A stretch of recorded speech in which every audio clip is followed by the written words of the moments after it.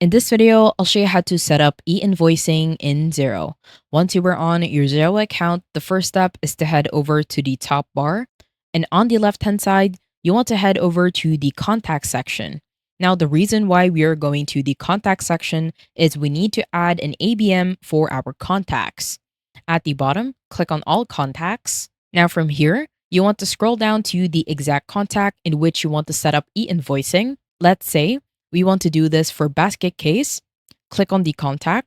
Once you are on the contact details, head over to the right hand side and click on edit. Now, once you click on edit, you want to scroll down until you find ABN. Now, ABN is within the contact details, and this will be above the website. Now, you want to add the ABN of your contact, and once you're done, head over to the bottom in the right corner and click on Save and Close. Now, once you click on Save and Close, on the financial details, you will automatically see their ABN number. Now, let's set up the invoice. In order for you to do that, simply head over to the top and left corner and click on the second option for sales. Below sales, click on invoices. And once you are on the invoices section, head over to the top and click on new invoice. From here, you want to make sure to add a contact first. So on the contact section, we will add basket case, in which we have set up the ABN. At the bottom, click on the contact. From here, you can now set a due date, let's say in 14 days.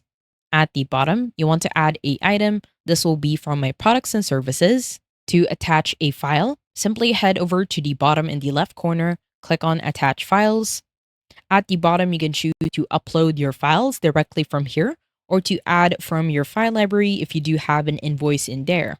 I will click on upload files. And once your file has been uploaded, at the bottom of the file, you want to click on include with online invoice. Now at the bottom in the right corner, in here, you want to toggle on to send as an e-invoice. At the bottom, it will automatically say that this contact is set up to receive e-invoices since we have set up their ABN. Simply toggle on send as an e-invoice. Once you're done, head over to the top and right corner and click on approve and send. Now from here, you will have an option to include a PDF copy of this invoice. You can check or uncheck. You can also include your payment information. At the bottom, you want to select your bank account. And at the bottom, you can attach files to the e-invoice. Once you're done, head over to the bottom in the right corner and click on send. And once you do that, as you can see, we already have set up our e-invoice. I hope you found this tutorial helpful. Please let me know if you have any other questions in the comment section below, and I will try my best to help you out.